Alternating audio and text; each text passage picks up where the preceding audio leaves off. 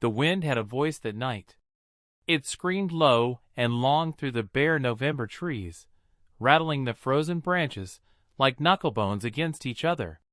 Victoria Calloway sat in the driver's seat of her blacked-out Audi, both hands still gripping the steering wheel even though the engine had been dead for 4 minutes.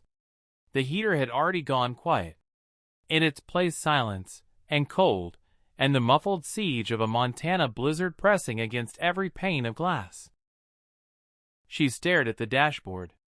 The display read, "Battery failure. Service required." "Absolutely not," she said aloud to no one.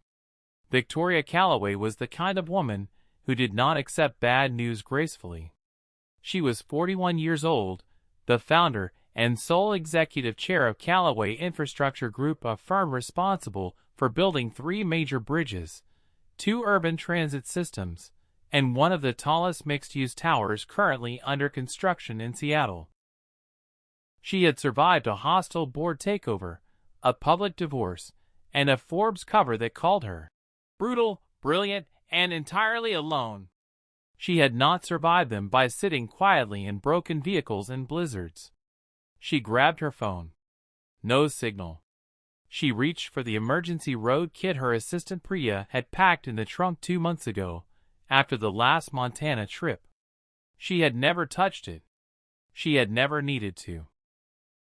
The world, as a rule, arranged itself around Victoria Calloway's schedule. The world was no longer cooperating. Outside, the snow came sideways. She could see almost nothing through the windshield, just white over gray over white, and somewhere behind her the faint amber ghost of the county road she'd turned off 20 minutes ago, following the GPS down what appeared to be a private farm road.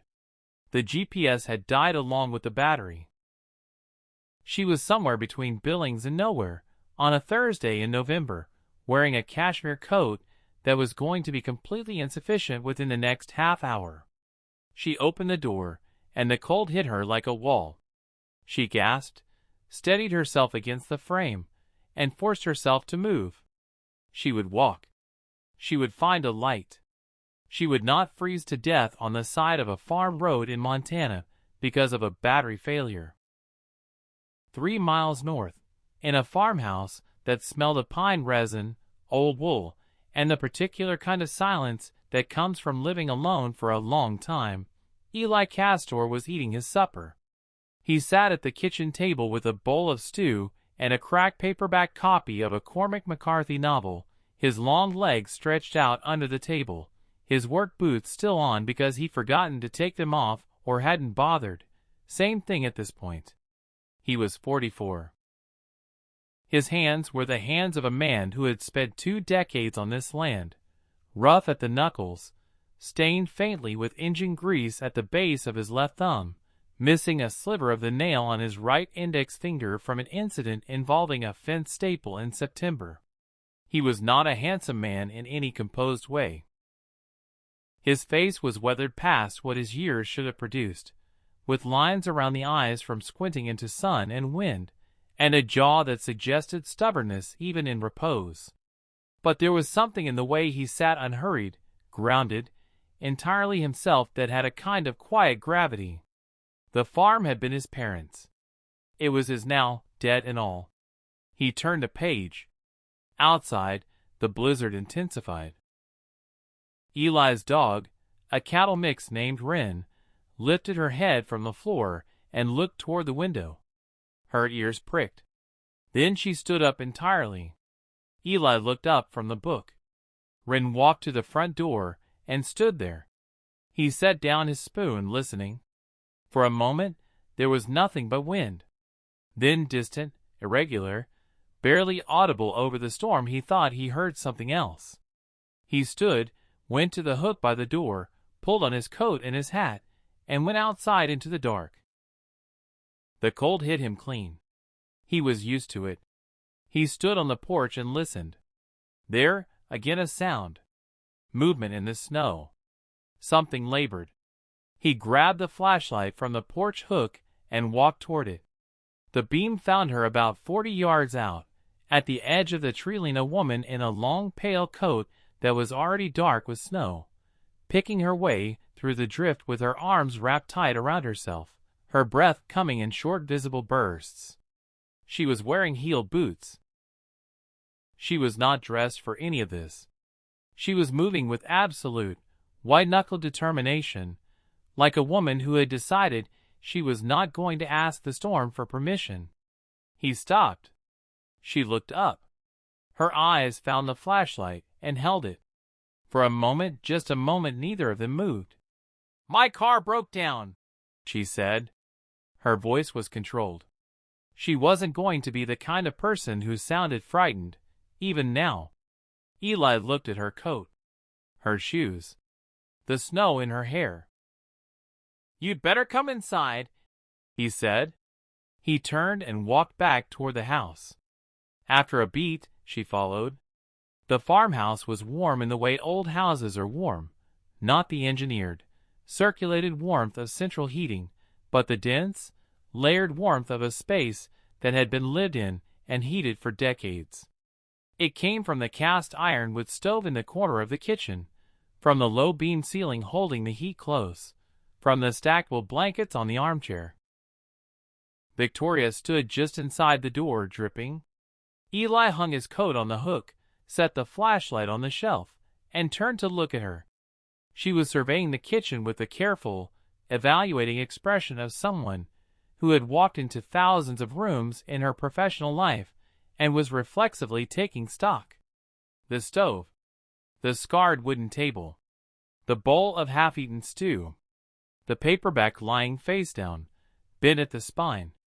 "Sit," he said, not unkindly, just direct. She didn't sit immediately. She peeled off her coat first, folded it over her arm, already the instinct toward composure, even soaking wet and shaking, then pulled out a chair and sat. He put a kettle on and went to the laundry room off the kitchen. He came back with a thick wool blanket and set it on the table beside her without comment. Then he went back to the stove. "Is there a phone?" she asked. "Landline's been out since Tuesday. Lines come down in these storms.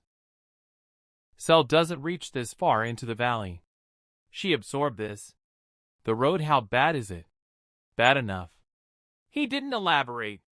He poured hot water into a mug, added a tea bag, set it in front of her. "You won't be getting your car out tonight.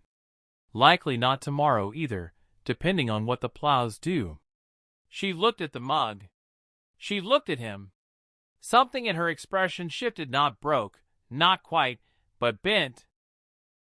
For 3 seconds, she was simply a person sitting in a stranger's kitchen, cold and stranded, and every ounce of professional armor she carried was irrelevant.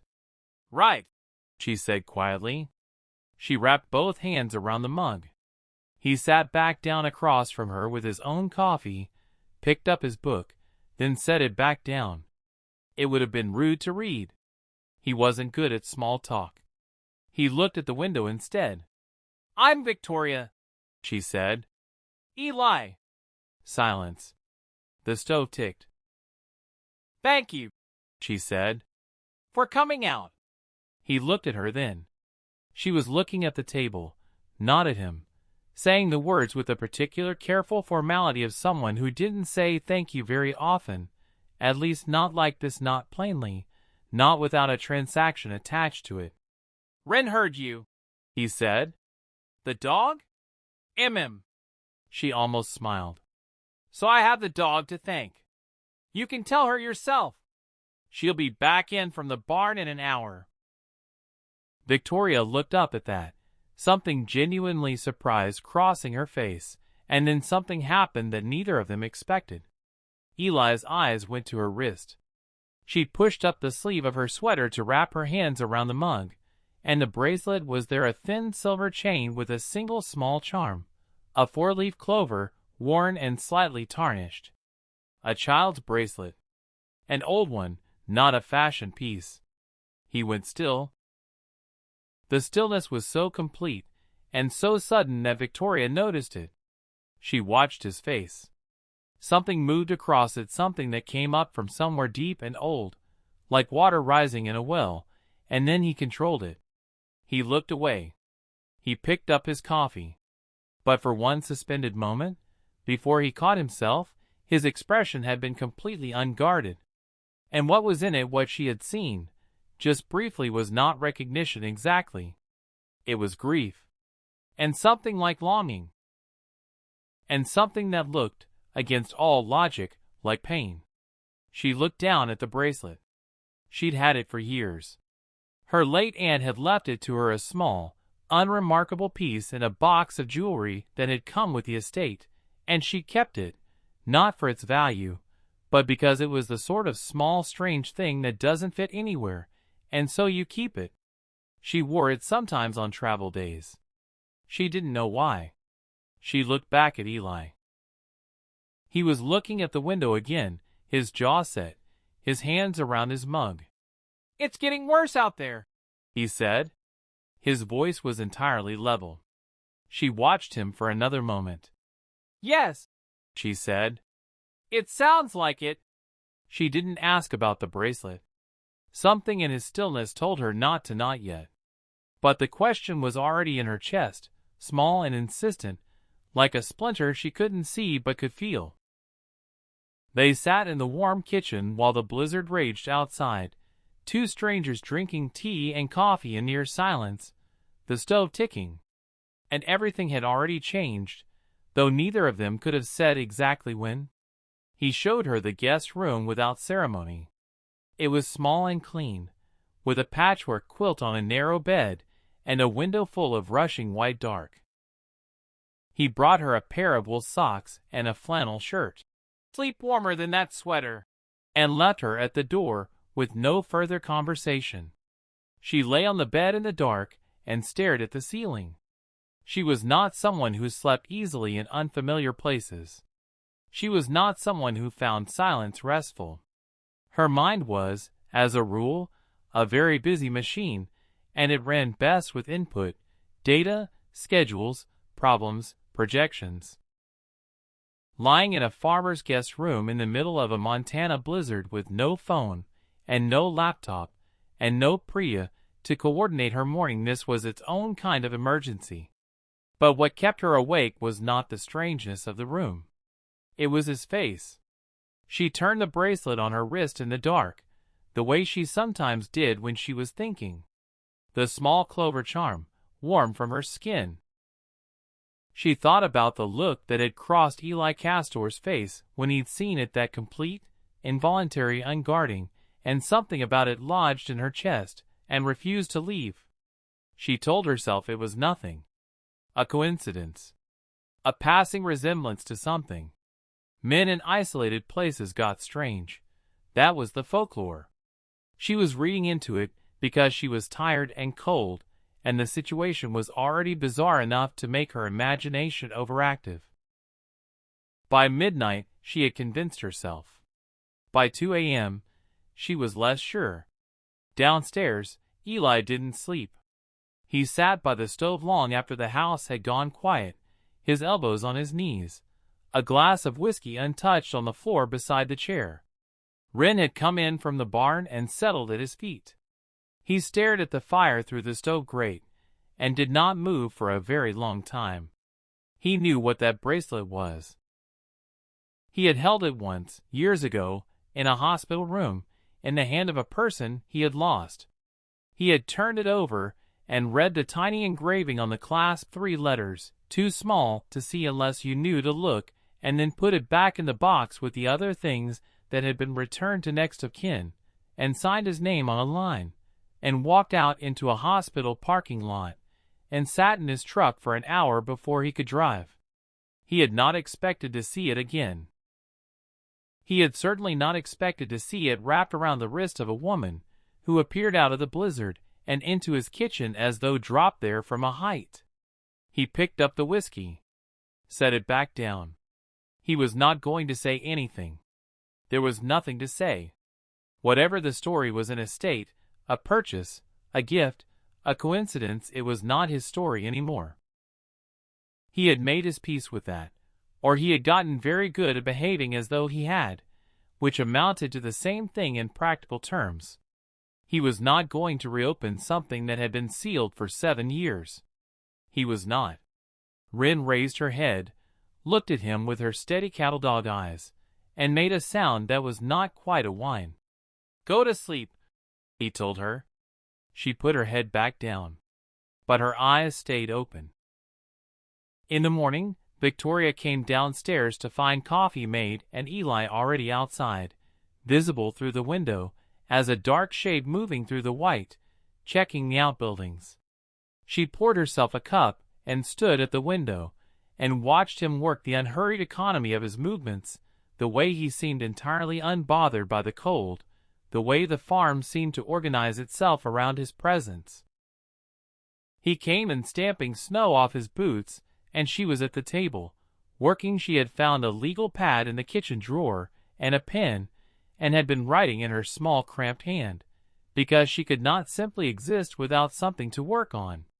He looked at the legal pad. She looked up. "Force of habit. I hope that's all right." "It's paper," he said. He went to the stove. She watched him. "How long do you think the road will be closed?" she asked. "Could be today. Could be tomorrow." He didn't look at her. "Plow usually does the county road by noon. The farm road's mine to deal with. I can pay you to clear it sooner, if you have equipment." The silence that followed was very small and very pointed. He turned and looked at her with an expression that wasn't angry, exactly, but that had a clear edge to it. "I'll clear it when it's safe to clear it," he said. She held his gaze. "That's not what I meant." "I know what you meant." A beat. She set down her pen. "I apologize. That was reflexive. I have a tendency to try to solve things with money. My therapist has opinions about it." He studied her for a moment. Then something in his expression shifted just a fraction towards something less guarded. He turned back to the stove. "There's eggs," he said. "If you want breakfast." It was not forgiveness, exactly. But it was the door left open. She picked up her pen again. "Yes," she said. "Thank you." Outside, the snow kept falling. The plows didn't come. By noon, it was clear the county road was not being cleared that day. Some equipment failure somewhere down the line, according to the one scratchy radio signal Eli could pull from the battery-powered emergency unit on the kitchen shelf. The storm had compounded overnight into something the forecasters were now calling a historic event. Visibility was less than 20 feet. The temperature had dropped another 9 degrees. Victoria stood at the kitchen window with her second coffee and performed, with great internal discipline, the act of accepting this. "Fine," she said. Eli, who was at the table going over a handwritten maintenance log, looked up. "The road," she clarified. "Fine. What do you need help with?" He looked at her as if she'd said something in a foreign language. "I'm serious," she said. "I cannot sit here for an entire day with nothing to do. It will be bad for both of us. Tell me what needs doing." A long pause. He looked at her heel boots, currently drying by the stove. "I have spare work boots," he said finally. "If you can find a pair that fit." She found a pair that nearly fit. She spent 2 hours with Eli in the barn, doing things she had not done since she was 7 years old, visiting her grandfather's property in Wisconsin, filling water troughs, breaking ice off the drainage channels, laying fresh bedding for the 3 remaining cattle that hadn't been moved to winter pasture. The work was physical and purposeful and cold enough that she couldn't think about anything except what she was doing. Eli showed her what needed doing in short, direct sentences, and did not hover or help unnecessarily. He treated her, with some surprise, as capable. She found this, to her own bemusement, deeply satisfying. "You've done this before," he said, watching her wrestle with the frozen drainage valve. It wasn't a question. "My grandfather's farm. A long time ago. You remember it." more than I expected to. She got the valve loose. Water ran. I thought I'd forgotten everything from before the money. He was quiet for a moment. He handed her the wrench she'd set down on the rail. What does that mean? He asked. Not intrusively, more the way you might ask about weather or soil. Like a thing worth understanding. She paused. My family wasn't always wealthy, she said. I built the company from it doesn't matter. I've been in boardrooms for 20 years. She turned the wrench over in her hands. Sometimes I forget that I used to know how to do things with my hands. He nodded.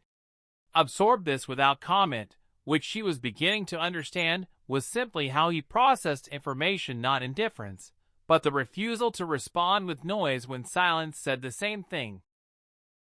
They worked until the animals were settled and then came in and stood by the stove warming their hands, and Victoria realized something had shifted between them.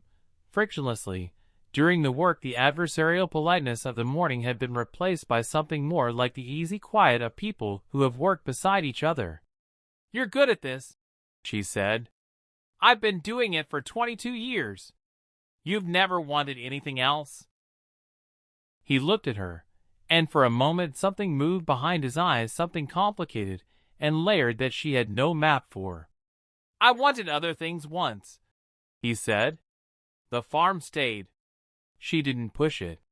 She was learning, in the compressed and peculiar intimacy of being stranded with a stranger, when a door was being shown to her, and when it was being quietly closed.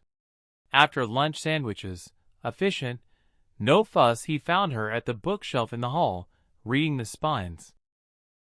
She had her arms crossed and her head tilted, and she was studying the books the way she studied reports, systematically, with intent. You can take one, he said. I don't read fiction. That's unfortunate. She looked at him over her shoulder. Why? Because nonfiction tells you what happened, he said. Fiction tells you how it felt. She turned back to the shelf. After a moment, she pulled out a thin volume, Annie Dillard, Pilgrim at Tinker Creek, and looked at the cover. This counts as neither, she said. Take it anyway. She tucked it under her arm. They spent the afternoon in the kitchen separately, her reading and occasionally writing on the legal pad, him working on something mechanical at the table with the focused economy of someone who found peace in the repair of broken things. The wood stove ticked. Wind pushed at the windows. At one point, she looked up and caught him looking at the bracelet again, just for a half second, before he looked away. He didn't know she'd seen it. She turned the page. She said nothing, but her heart was beating slightly faster than it had been. It was Wren who made it happen in the end. That evening, Victoria came downstairs from a brief attempt at a nap to find the dog had dragged something out from under the bench by the front door, a chewed corner of a photograph, now on the kitchen floor. She picked it up before she'd really looked at it, instinctively tidying, and then she looked at it. It was a photograph of a woman. Young, mid-20s, perhaps, with dark curly hair and very direct eyes, and a laugh that the camera had caught mid-expression, the way the best photographs do. She was sitting on the porch steps of this farmhouse, summer, sunlight, holding a mug in both hands. Victoria stared at the photograph. She turned it over. On the back, in handwriting that was not Eli's rounder, more deliberate, were 3 words: every single morning. She stood there holding it when Eli came in from the back porch. He stopped. The look on his face this time was not controlled. He had been caught off guard, and there was nothing between him and the expression that rose up in him, not grief exactly, not anger, but something older than both. He looked at the photograph in her hand with an expression that was purely, nakedly loving in the way that only loss can make a person look at something. "I'm sorry," Victoria said. She held it out. "The dog." He crossed the room and took it from her and put it in his coat pocket. Then he stood with his back to her for a moment, very still. Who was she? Victoria asked. She said it gently. She was not someone accustomed to gentleness, but she was a quick learner. He didn't answer immediately. She waited. My wife, he said finally. Clara. Victoria waited again. She died 7 years ago. His voice was level in the way that things become level after enough time. Not because the feeling is gone, but because you have built walls around it strong enough to hold. Cardiac event. She was 36. I'm sorry, Victoria said again, and meant it in the full weight of the words. He turned around. He looked at the bracelet on her wrist. This time he didn't look away. That bracelet, he said. Where did you get it? She looked down at it, then up at him. My aunt's estate, she said slowly. She passed 4 years ago. There was a box of jewelry. She paused. Her name was Margaret Voss. She was my mother's sister. Eli was very still. Margaret Voss, he repeated. Did you know her? A long pause. Clara had a bracelet like that, he said. Exactly like that. A clover charm, silver chain, worn at the clasp. She wore it every day. He stopped. When she died, the hospital returned her things. The bracelet was in the box. He paused again. 6 months later, someone broke into the house. I was in town. I came back and he stopped. A lot of things were taken. The bracelet was one of them. Victoria was no longer breathing quite normally. There's an engraving, she said. Her voice was careful and quiet. On the clasp. 3 letters. Eli looked at her. CC, she said. I always assumed it was the maker's mark. Clara Elise Castor, he said. Her initials. The kitchen was very quiet. Victoria sat down. She sat down because her legs had decided to do it without consulting her. She looked at the bracelet on her wrist, this thing she had worn casually, this small tarnished piece she had kept without knowing why, and tried to construct a sequence of logic that connected a grieving farmer in Montana to her Aunt Margaret, for years dead, who had lived in Chicago, and whose house had been managed by an estate attorney Victoria had never met in person. How did Margaret get it? She asked. Your aunt. I don't know, Victoria said honestly. I never cataloged that box in any real detail. She stopped. I just kept the ones that felt like they should stay. He was leaning against the counter now, looking at her, and his expression had shifted into something Victoria couldn't categorize. It was not accusatory, not angry.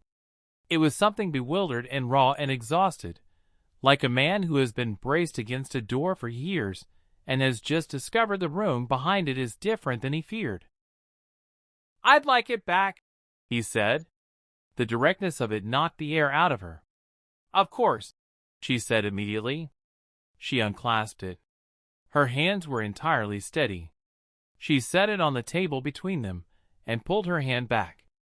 He looked at it for a long time without picking it up. She would have thought this was funny, he said finally. The way you arrived. The way it happened. What do you mean? He almost smiled, not quite, but nearly. Clara had a very aggressive belief in the universe arranging things. Victoria looked at the bracelet on the table. Did she? Victoria said softly. Drove me half insane, he said. And this time the grief in his voice had something different underneath it. Something that was not entirely sorrow. They ate dinner at the kitchen table. Eli had put a stew on in the afternoon, and it had been simmering for hours, and the smell of it had been filling the house like a promise, and they talked. Not carefully, not strategically, just talked the way people do when a shared shock is broken through the usual social architecture. He told her about Clara. Not the tragedy of it. He clearly told that part enough times that it had become a manageable thing, but the texture of her, the way she had been.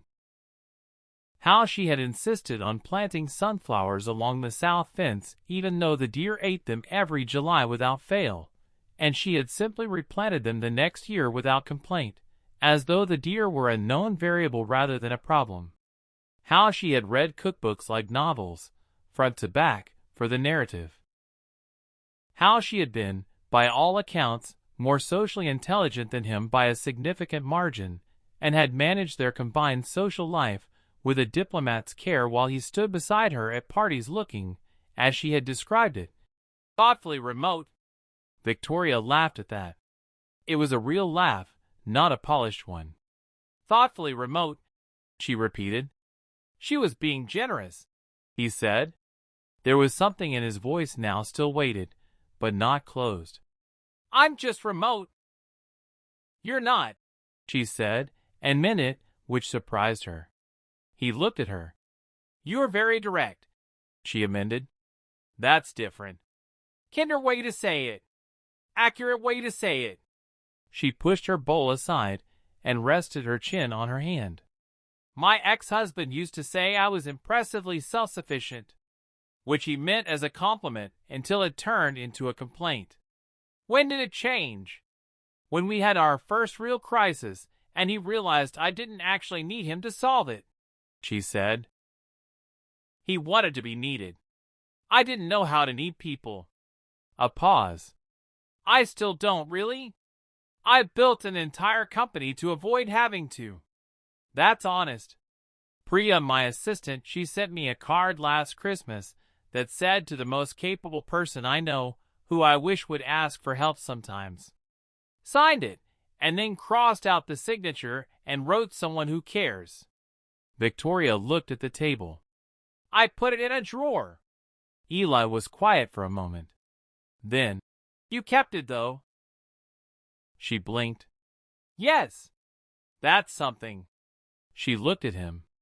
He was watching her with the same steady attention he gave to everything, and it occurred to her that being seen by this particular kind of attention unhurried, non-transactional, not angled toward anything was something she had not experienced in a very long time.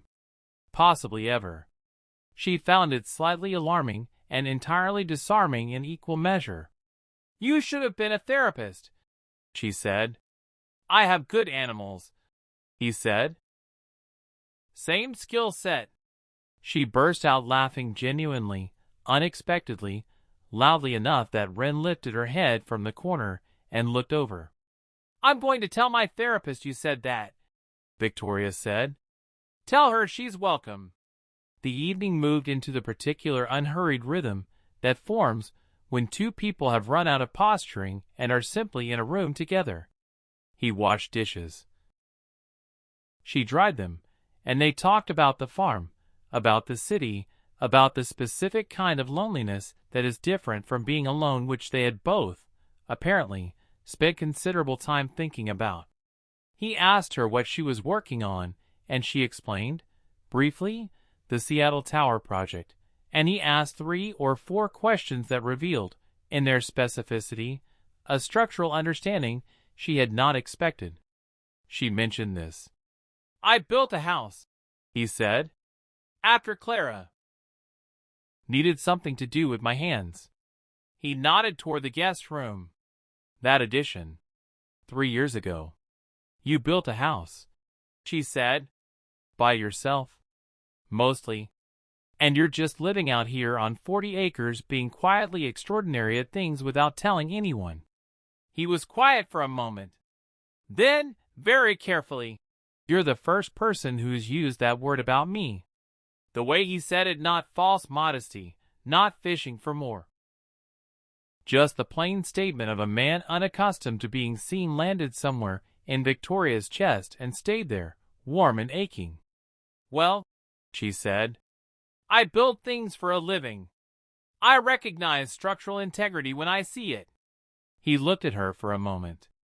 Then he looked away, out the dark window, and she could see him composing himself not because he was uncomfortable, but because something genuine had moved through him, and he needed a moment. You want more coffee? He asked. Yes, she said. He got up to make it. She turned the word over in her mind extraordinary, and thought about how rarely she said it to anyone, and how entirely she had meant it. Outside, the storm had finally begun to quiet. It happened the next morning, quietly and quickly, the way things break when they've been held too tight. Victoria had been on the legal pad again. She had, during the night, crossed the line she always crossed when she liked something. She had begun to plan. She had written several pages of notes, sketched thoughts, really, about the farm structure, its land, its proximity to the county road and to the valley's growing ecotourism corridor. Ideas, possibilities. The professional reflex she had never been entirely able to turn off. Eli came in from the barn to find the papers spread across the table. He stopped. She looked up. Something in his stillness caught her immediately. She had learned, over the last 36 hours, to read his stillness like weather. "I was just thinking," she said. "About what?" His voice was careful. "About the farm." She heard, only after she'd said it, how that landed. She moved quickly to explain. "There are options, Eli. I've been doing preliminary numbers in my head, not as an investor, just as I know people in the sustainable land partnership space, and there's a conservation easement structure that would actually increase your—" "Stop," he said. She stopped. He stood at the door with his coat still on and looked at the papers on his table and then at her, and his expression had closed in the way she had not seen it close since the first morning, except this time it was not guarded reserve. It was something actively hurt. "I showed you this place," he said. "You didn't show me anything that I let you in here." His voice was quiet and entirely controlled, and somehow worse for it. "I told you about Clara. I made you dinner." A pause. "And you spent the night running numbers on my property." "That's not what I—" She stopped herself. "Eli, you want to help," he said. "I know. But I've had people want to help before. Neighbors. The county extension office. My brother." He stopped. "Every time someone comes in here and wants to help, what they actually want is to change the thing until they recognize it." He looked at her directly. "I don't need saving." The word hit her somewhere unexpected. "I know that," she said. But her voice was smaller than she'd meant it to be. "Do you?" He wasn't angry. That was almost worse. He was simply, clearly, telling her the truth. "Because the legal pad was there this morning before I was. You couldn't even get through one day without—" "I know," she said. "I know. You're right." The admission stopped him. She stood and folded the papers and looked at them in her hands and then looked at him. "I do this," she said.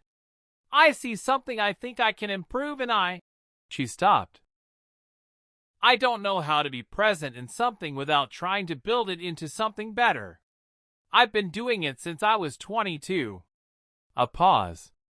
"My ex-husband told me the same thing. About our marriage." The silence was long.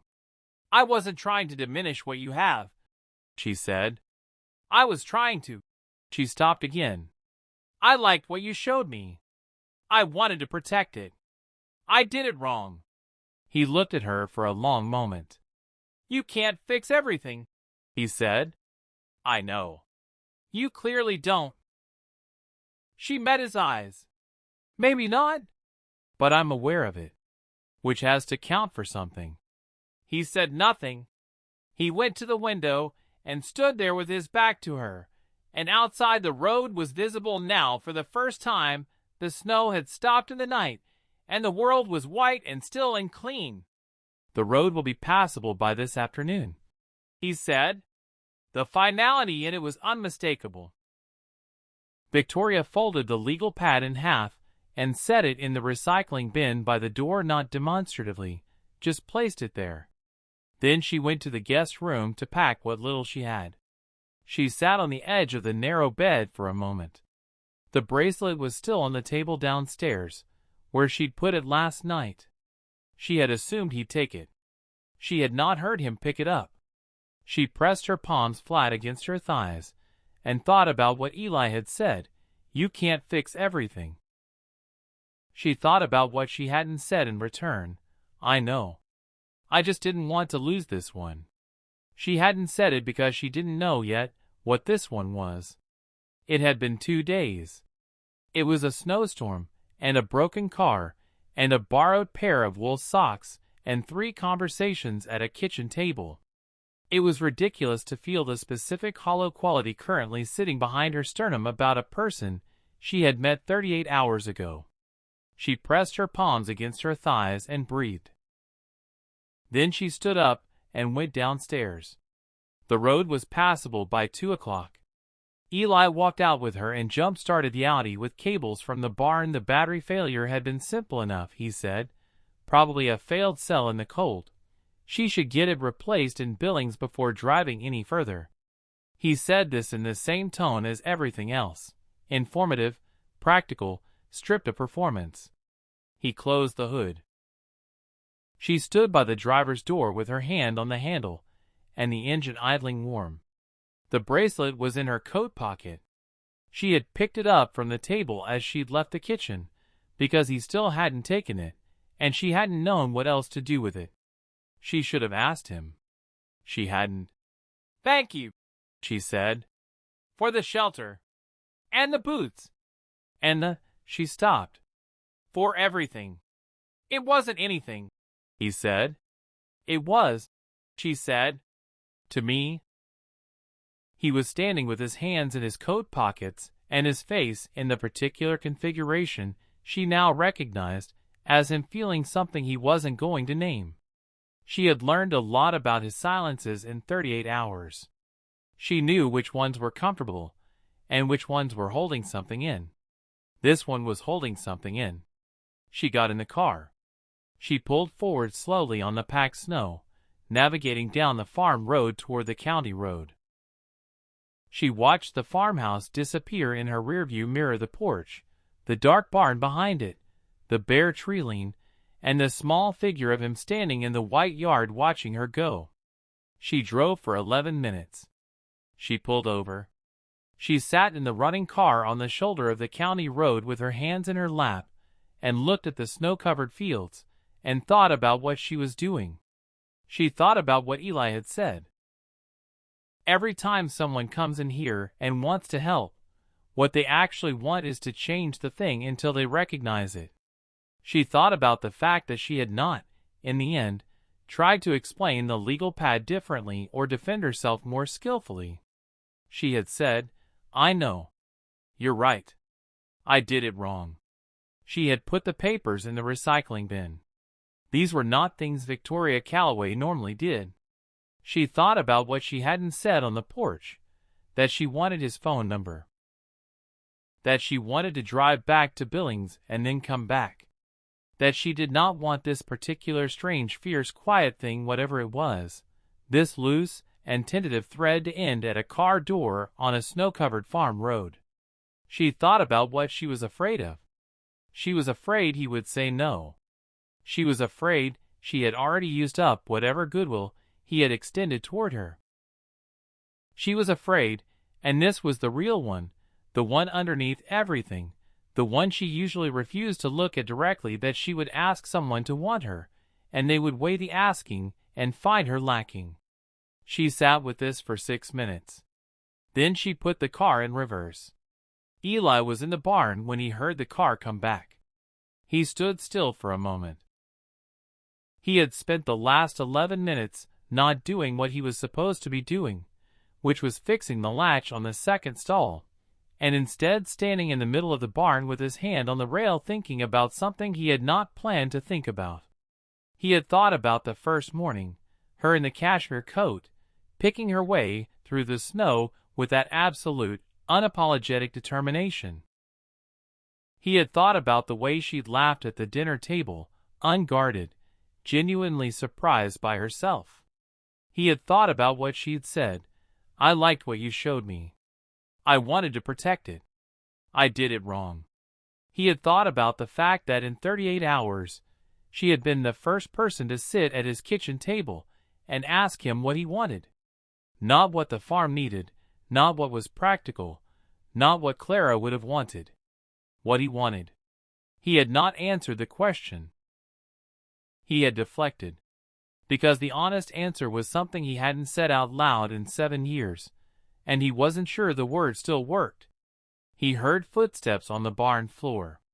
She appeared in the doorway, backlit by snow-white sky, her coat open, no luggage.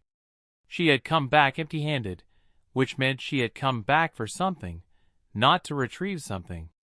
"I don't want you to save the farm," she said immediately. "I took the papers back. That's not why I'm here." He waited. "I want your phone number," she said. "And I want to know if that would be completely unwelcome. And if it is, I will leave and I will not." "Victoria," he said. She stopped. He looked at her for a long moment, across the barn, with a cold light coming through the door around her. "I was going to come after you," he said. She was very still. "I made it to the... You're the most self-possessed human being I have ever encountered." "Not about this," he said. "I haven't been about this in 7 years." The barn was quiet. She walked toward him slowly, and he met her halfway, which was, it turned out, what both of them had been waiting for someone to do. She reached into her coat pocket and held out the bracelet. "I think this should stay here," she said. "Where it belongs." He looked at it in her palm. He took it. But he also took her hand just for a moment, just his thumb across her knuckles, and a gesture so brief and deliberate it was less like an impulse and more like a decision. "You didn't have to come back," he said. "I know," she said. "I wanted to." Outside, over the white fields, the sky had finally cleared. They stood in the barn for a while, which was something Victoria Calloway had never done in her professional life, and found, to her complete surprise, entirely adequate. Not every moment needed to be filled. Not every silence needed to be managed. She was learning this, standing in a barn with a man she had met 2 days ago in a blizzard, with the sound of the cattle shifting in their stalls, and the winter light angled through the high window in a long, clean beam. "I live in Seattle," she said eventually. "I know." "And you live here." "I know that too." "So?" He looked at her. "So?" A silence. Not an empty one. "You can call," she said, "when you want. Not because you feel like you should, just when you want to." "All right." "And I can call." "All right." She looked at his face. It was not the face of a man making a concession. It was the face of a man who had decided something. "It's going to be complicated," she said. "I'm not an easy person. I'm aware. You tried to financialize my farm within 24 hours of arriving. I was nervous," she said, with great dignity. He made a sound that was extremely close to a laugh. "You were nervous. I get industrious when I'm nervous. It's a known flaw." "I'll add it to the list," he said. "What's on the list?" "Short list," he said. "So far. Ends with came back." She looked at him for a moment. "That's a good end to a list," she said. He nodded once. "Yes." She drove to Billings that afternoon. She got the battery replaced at a shop on the north side of town, then checked into a hotel that was very comfortable and very quiet, and not a farmhouse in any way, and for the first time in 3 days, she had her phone and her laptop and full signal and access to 47 unread emails from Priya, and the world of Callaway Infrastructure Group came rushing back in its full pressure and velocity. She sat at the desk and opened her laptop. She stared at the screen for a while. Then she opened a new email to Priya, typed, "Still alive. Battery failure, blizzard, delayed 2 days, back Friday." Also, can you find out if we have any conservation partnership contacts in Yellowstone Valley region? General curiosity, no rush, and typed her name and stopped. She deleted the last line. Then she added it back. Then she sent it and closed the laptop. She looked at her bare wrist where the bracelet had been. She had worn it for 4 years. She had not known what she was wearing. She had not known it was a piece of someone's grief, someone's love. A small silver chain that had spent years waiting, it now seemed, to find its way home. She thought about Clara Elise Castor, who had believed the universe arranged things, and who had been right in a way that was, by any rational measure, completely implausible. She thought about Eli saying, "She would have thought this was funny. The way you arrived. The way it happened." She smiled, alone in her hotel room. 3 weeks later, on a Saturday, her phone rang. The contact was stored simply as Eli. She had added it in the barn, on his phone, in her own handwriting. She had noted the full name and then deleted it on impulse, leaving just the first. She answered on the second ring. "It's Eli." "I know," she said. A pause. She could hear wind on his end. She pictured the porch, the white fields, Wren's nose pressed against the door. "I'm building a cold frame," he said, "for the kitchen garden. I was wondering if you'd ever worked with a concrete block foundation." She looked at the ceiling of her Seattle office. "I'm a structural engineer," she said. So yes. Another pause. "Tell me about it," he said. And she did. She told him about load distribution and frost heave and drainage slope, and he listened without interruption, asking the occasional precise question, and they were on the phone for 40 minutes before either of them noticed, and during that time she was not a CEO or a billionaire or a woman with 47 pending emails or any of the 100 professional labels she had spent 20 years assembling. She was simply someone talking to someone she wanted to talk to. When they hung up, she sat quietly at her desk for a moment. On her monitor, behind the open documents and project files, she had set a new background image she had taken it herself, through the barn door, the morning of the second day, a rectangle of white winter light falling across old wood, and in the corner, almost out of frame, the silhouette of a man and a dog at work in the snow. She left it there. She picked up her phone and opened a new message to Priya. "Taking a long weekend next month. Montana. Please block the calendar." She pressed send before she could think too carefully about it.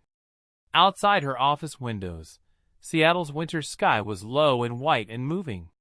Somewhere, 3 states east, the sun was coming up over a snow-covered farm, lighting the south fence where a woman who had believed in things had once planted sunflowers every spring. And somehow impossibly, undeniably, in the way that only the best things or something had begun.